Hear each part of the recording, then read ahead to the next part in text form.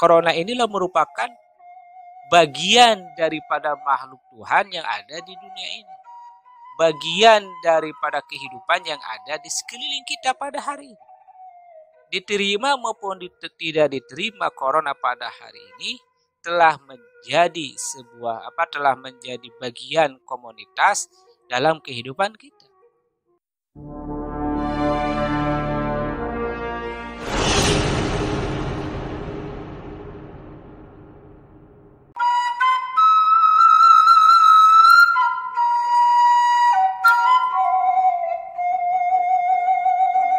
Assalamualaikum warahmatullahi wabarakatuh. Selamat berjumpa kembali bersama kami. Semoga para sahabat semuanya senantiasa dalam keridhaan Allah dan senantiasa keberkahan tercurah kepada sahabat semua, terutama keberkahan kesehatan yang senantiasa kita ingin harapkan di hari-hari ini. Semoga kesehatan ini senantiasa dirasakan dan diraih oleh para sahabat semua dan umumnya oleh bangsa Indonesia. Sahabat yang dimuliakan oleh Allah, sebagaimana biasanya dalam nasah ini, gaji, akal sehat, dan hati selamat. Biasa kami akan menjawab beberapa pertanyaan. Pertanyaan yang masuk pada kali ini adalah berasal dari Kalimantan Timur, yaitu saudara Muhammad Abdul Aziz, yang menanyakan, Ceng, apakah corona ini betul-betul rekayasa manusia atau juga masuk daripada kategori makhluk Allah? Sampai ada pertanyaan, corona ini makhluk Allah.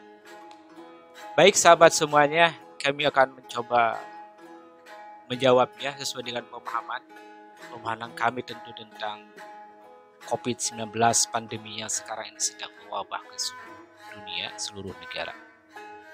Sahabat yang dimuliakan oleh Allah, mungkin dalam hal ini dalam membahas tentang COVID-19 atau COVID-19, kami tidak akan membahas dari sisi medis, dari sisi saintis, karena hal itu mungkin telah banyak dibahas lah ya. Dan sahabat semuanya sering mendapatkan informasi hal ini melalui medsos, terutama ya hampir setiap menit boleh dikatakan kami sendiri selalu mendapatkan informasi tentang perkembangan COVID-19 ini, baik dari sisi medis ya, khususnya dari sisi medis, saintis. Nah, yang menarik dari pertanyaan sahabat tadi itu yang saudara Abdul Aziz dari Kalimantan Timur mempertanyakan, apakah corona ini makhluk Tuhan?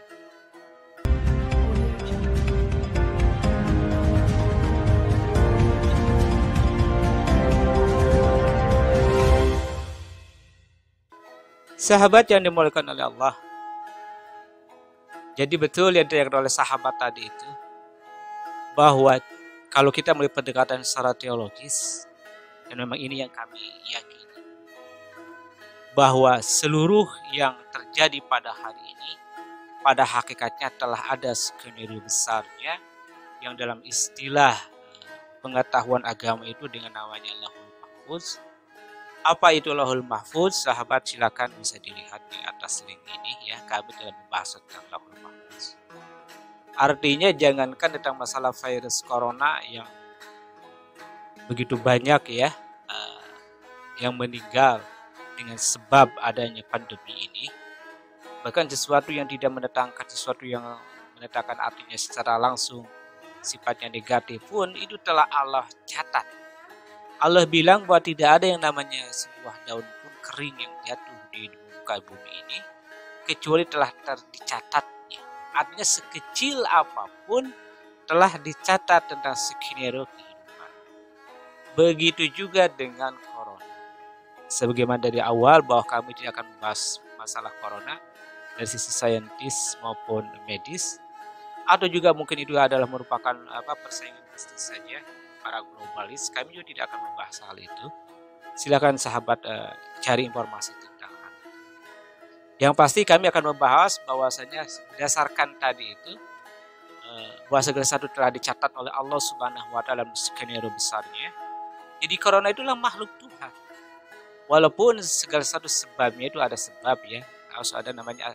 Kalau dalam Al-Quran ada asbabun nuzul, dalam hadis ada asbabul wurud, begitu juga dalam hal ini harus ada asbabul sebab asbabul waqi'nya, sebab realitas, sebab turun adanya pandemi ini itu selalu ada namanya disebabkan oleh namanya ulah tangan manusia dengan sebab saja. Nah, kalaulah permasalahannya corona ini adalah makhluk Tuhan, kan sesuatu yang baru Allah cipta.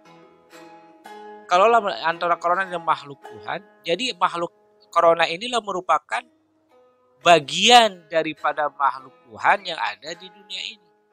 Bagian daripada kehidupan yang ada di sekeliling kita pada hari ini. Diterima maupun tidak diterima corona pada hari ini telah menjadi telah menjadi bagian komunitas dalam kehidupan kita. Bukan di kita saja, di seluruh negara yang terkena yang namanya dampak namanya virus corona ini telah menjadi makhluk bagian daripada makhluk. Jadi tinggal kita permasalahannya apakah kita mau menerima dia sebagai bagian kehidupan kita, atau sahabat juga pernah bertanya, katanya, berarti kalau corona itu makhluk berarti bisa juga ini bersilaturahim kepada kita. Ya bisa saja. Ya tinggal permasalahan kalau bersilaturahim kepada kita ke rumah kita, tinggal kita sebagai yang punya tuan rumah, apakah mau menerima maupun tidak, itu kan tinggal kemana. Itu logika sederhana. Jadi kalau ada kita seorang tamu yang bertamu kepada kita dan kita tidak menginginkan dengan tamu itu, ya kita tinggal menolaknya, selesai, tidak akan masuk. Tetapi kalau ada tamu dan kita menerimanya, konsekuensinya tuan rumah harus menerima tamu dan harus melayaninya. Begitu juga dalam konteks yang namanya corona. Kalau corona telah menjadikan itu sebagai makhluk. Kemudian yang timbul permasalahan lagi, kapan habisnya corona? Walaupun secara sains medis ya semua orang melakukan pendekatan itu sebuah ikhtiar ya, memandang sebuah pandemi bagaimana berakhir. Nah kalau kami melihatnya ya corona akan habis ya dengan habisnya manusia yang ada di dunia ini, karena dia sebagai bagian daripada makhluk. Contoh saja dulu kan kita dengan adanya sebuah penyakit besar, adanya seperti yang terakhir ada namanya TBC, terus terakhir ada namanya AIDS. Kan ketika ada masalah itu kan semuanya akan pada bingung. Adanya cukup besar juga yang meninggal dengan hal-hal yang tadi cuma tidak menjadi pandemi saja kan. Dan pada hari ini kan masih saja ada yang namanya penyakit tadi itu seperti hanya penyakit TBC, AIDS dan penyakit lain yang kusta yang sifatnya bisa mematikan kan masih ada sekarang. Artinya tetap itu akan masih ada. Seiring dengan waktu setelah manusia dapat berinteraksi, dapat mengenal sehingga bisa mengatur bagaimana kehidupannya dengan tadi itu yang baru-baru tadi itu. Sama juga dengan namanya corona. Waktunya kapan ya? Setelah seiringnya meninggalnya manusia ini, kiamat tadi ya. Loh ya kiamat itu minimal ada dua. Kalau dalam istilah pemahaman ada kiamat sugro, kiamat kubro. Kiamat sugro kiamat yang kecil.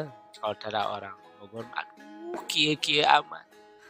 Artinya kiamat ya ketika saat ini orang cekam sebuah yang namanya virus corona yang telah menjadi pandemi, ini sebuah kiamat juga, kiamat kecil. Hanya tidak semua hancur sebuah tatanan kehidupan kan. Tidak semuanya hancur, tapi sebagian yang hancur dan tatanan kehidupan ini telah menjadi kiamat juga kan. Nah itu artinya tentang corona tadi habisnya seiring dengan manusia.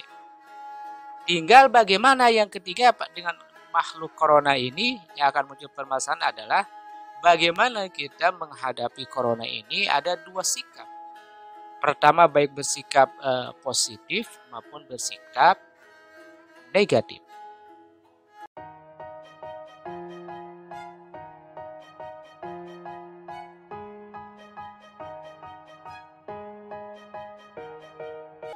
Dalam menghadapi yang namanya makhluk Tuhan virus corona ini, ada dua golongan atau ada dua pemikiran. Ada yang menghadapinya sebagai itu adalah energi positif, ada yang berpikir itu sebagai energi negatif. Energi positif tentunya dengan memandang corona sebagai dari bagian kehidupannya, maka ini istilahnya adalah, kalau istilah kami dinamakan dengan, kalau kita memandang itu sebagai energi positif, ini sebagai restart to new life. Jadi alam dunia ini direstart kembali, diinstal ulang kembali seluruh peranata kehidupan. Dari mulai sistem politik, aku tidak aku ya, ekonomi, sosial, keamanan, pendidikan, bahkan ibadah pun itu kan diulang kembali, bukan diulang di ibadah asalnya sholat tidak sah, bukan. Dia diulang kembali dalam memahami yang namanya sebuah paradigm daripada ritual ibadah tadi. Semuanya adalah mengalami namanya restart to new life. Kalau kita memandangi corona ini sebagai energi positif, ya, energi positif. Nah, yang paling intinya dalam hal ini kami, khususnya kalau positif ya, kita menghadapinya adalah tidak begitu memerlukan energi yang besar. Yang pasti bagaimana menghadapi yang namanya makhluk baru ini agar kita ini, terutama imunitas dalam diri kita ini naik. Kita memiliki sebuah energi besar sehingga kita bisa berinteraksi dengan baik terhadap makhluk baru ini. Ada sebuah resep, saya kira kalau resep tentang medis ya telah bergulir pada hari ini tentang masalahnya vaksin. Adapun nanti vaksin juga pada hari ini ada yang dijual pun tidak, itu silahkan ya. Tapi yang pasti kalau menurut hemat kami, sesuai kami coba mengkaji, membuka-buka yang namanya lembaran daripada kitab suci.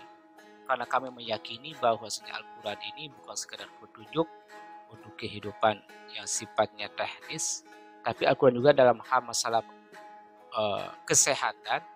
Ini juga Al-Quran juga memberikan sebuah literasi, sebuah petunjuk. Dalam Al-Quran dibilang kan wa idza maritu bahwa yashfini. Apabila aku sakit katanya maka dia yang akan mengobati. Jadi Al-Quran ini bisa menjadi hudal wa syifa, menjadi sebagai pemberi obat.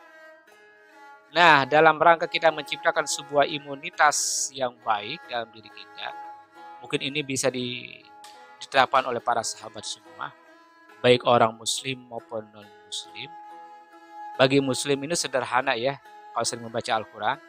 Jadi coba bacakan dua kata ini, karena kami yakin dalam pemahaman kami, sebagaimana diurai oleh Ibnu Arabi dalam kitab Futuhat Makkiyah, dan yang namanya huruf itu dalam Al-Quran, satu huruf saja, misalkan alif, itu memiliki energi. Bahkan jauh daripada itu, bahwa namanya huruf alif itu mempunyai sebuah alamnya, memiliki dunianya, memiliki kehidupannya. Itu Ibnu Arabi dalam membahas hal itu ya.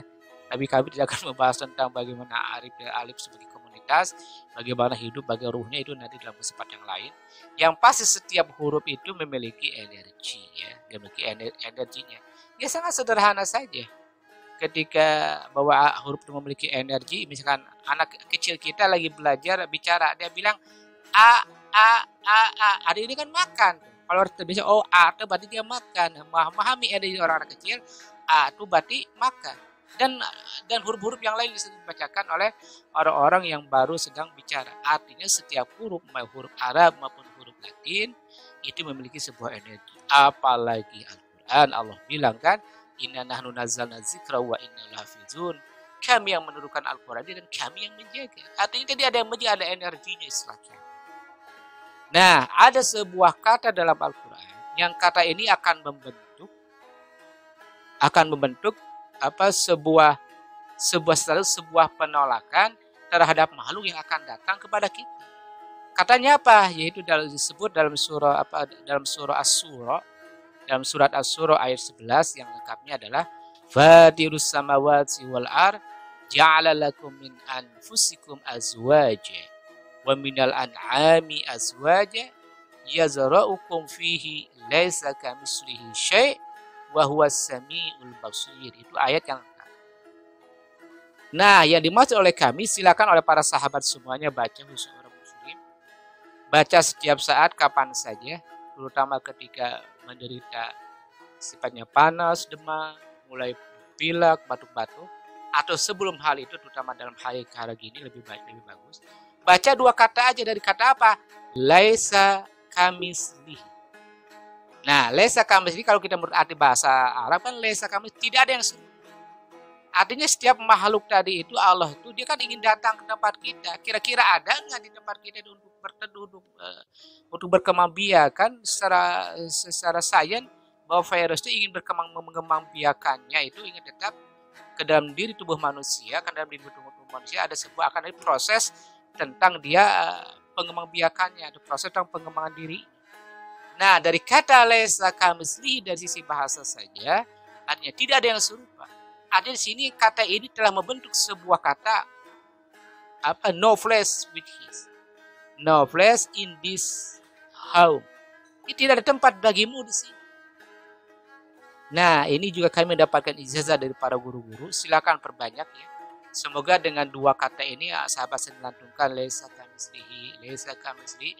Nanti dengan ridho Allah, atas ridho Allah Subhanahu wa taala, yang namanya makhluk baru tadi virus tidak akan datang dan tidak akan menempati diri kita.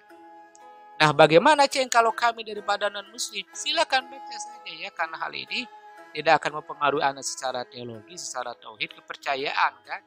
Ini kan Al-Quran itu memberikan universal, memberikan solusi universal. Silakan baca oleh Anda. Bacanya dia laisa kamitslihi. Sekali lagi bacanya laisa kamitslihi. Baca sebanyak-banyaknya. Nanti dengan ridho Allah, karena kalau kita telah memahami dan meyakini bahwa corona ini adalah makhluk, maka dia akan memahaminya karena yakin. Apalagi kalau dalam setiap hari kita senantiasa menyebut atas nama Allah. Apa atas nama Allah itu? Silakan lihat videonya ya. Ini sangat esensi dan sangat penting dalam mengucapkan Bismillahirrahmanirrahim. Begitu juga bisa dipakai oleh sahabat-sahabat kita yang non-muslim. Silakan dipakai juga ya. Karena tidak akan mempengaruhi tauhid teologi Anda. Khusus kepada para sahabat yang ada di Malaysia ya. Karena sahabat kita alhamdulillah yang melihat video kami ini bukan sekedar bangsa Indonesia, tapi ada sahabat kita yang dari Malaysia. Silakan pakai oleh sahabat semua. Bahkan kalau ini merasa manfaat, silakan share video kami terhadap teman-teman. Semoga menjadi amal kebaikan di hari akhir dan Allah catat menjadi sebuah kebajikan. Kebajikan untuk kita hidup baik di dunia maupun nanti di akhirat. Mungkin itu yang bisa kami sampaikan dalam video ini, khusus membahas tentang corona sebagai makhluk, dan solusinya kami berikan yaitu dengan membaca laisa kamitslihi. Silakan sahabat semuanya amalkan. Mungkin itu yang bisa kami sampaikan dan kami akhiri. Wassalamualaikum warahmatullahi wabarakatuh.